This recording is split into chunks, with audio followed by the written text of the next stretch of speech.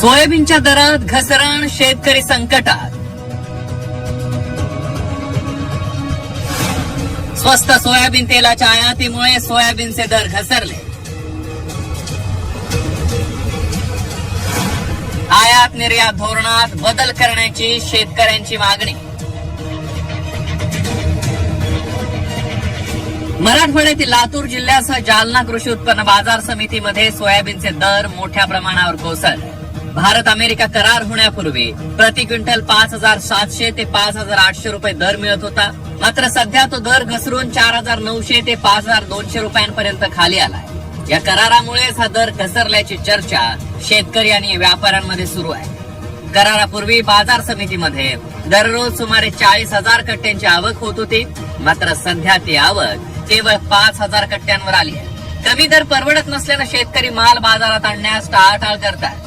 सरकारने तातडीने हस्तक्षेप करून आधीप्रमाणे दर मिळवून द्यावेत अशी मागणी शेतकऱ्यांकडून केली जाते.